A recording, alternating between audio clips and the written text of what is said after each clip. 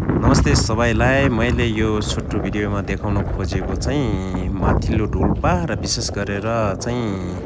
पानीको अवस्था धेरै कमजोर रहेको र क्लाइमेट चेन्जले गर्दाखेरि पानीको हाहाकार तथा सिँचाइमा पनि पानी अपुग हुने ठाउँहरूमा चाहिँ यसरी इन्डिजिनियस नलेजद्वारा पानी पोखरी बनाएर प्रयोग गरिन्छ।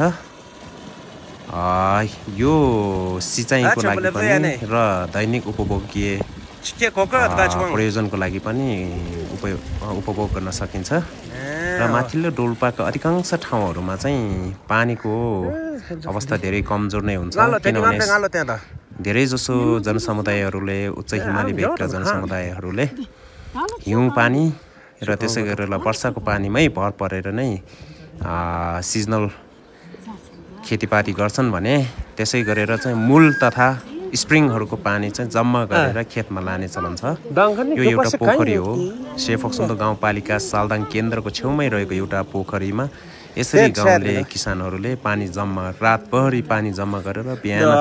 यसरी आफ्नो खेतको लागि पानी चाहिँ त्यो पोखरीबाट फुकालेर भनौँ या त्यहाँबाट चाहिँ अनक्लोज गरेर खेतमा अनि कुलो मार्फत लाने गरिन्छ र आज एउटाको पालो र भोलि अर्कोको पालो गरेर यसरी पालै पछि खेतमा पानी लगाउने गरिन्छ र प्रशस्त पानी वर्षा र हिउँ परेको अवस्थामा चाहिँ यो पानी जम्मा गरे पोखरीमा जम्मा गरेर त्यसमा खेतमा लानुपर्ने अवस्था रहँदैन। तर हिजो आज प्रशस्तै र एकदमै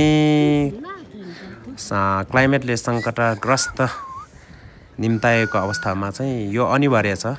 विशेष गरेर चाहिँ सेफोक्सुम्दो गाउँपालिकामा चाहिँ धेरै ठाउँमा बस्तीहरू चाहिँ खोला र बगिरहेको पानीभन्दा माथि हाइल्यान्डमा रहने र बगिरहने पानी चाहिँ तल रहँदाखेरि यस्तै प्राचीन तथा परापूर्व कालदेखि चल्दै आइरहेको यो पोखरीद्वारा सिँचाइ गर्ने चलन छ र अहिले यो साल पनि पोहोर साल र यो साल 2024 र 25 मा पनि विन्टरमा कुनै पनि हिउँ नपरेको कारणले गर्दाखेरि चाहिँ किसानीहरू पोखरीमै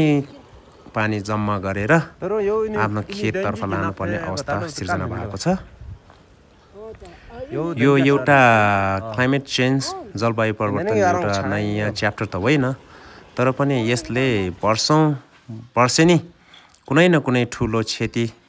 मानवीय क्षति, चरीचरणमा क्षति, पशुवस्तुहरूमा पनि क्षति पुर्याउनेदेखि लिएर यी खेत जमिन बाँझो राख्नुपर्ने अवस्था समेत सिर्जना भएको छ र यसले गर्दाखेरि जनसमुदायको आर्थिक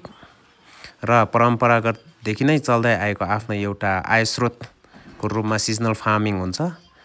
ती विभिन्न क्षेत्रहरूमा चाहिँ यसले ठुलो नोक्सानी पुर्याएको देखिन्छ भने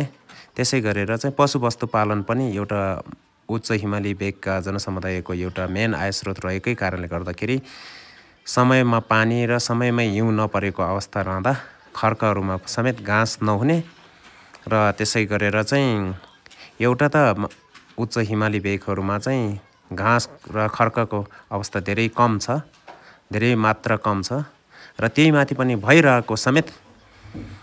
समयमै पानी आहार त्यसमा हावापानी अपुगले गर्दा अहिले अवस्था एकदमै नाजुक पुगेको छ।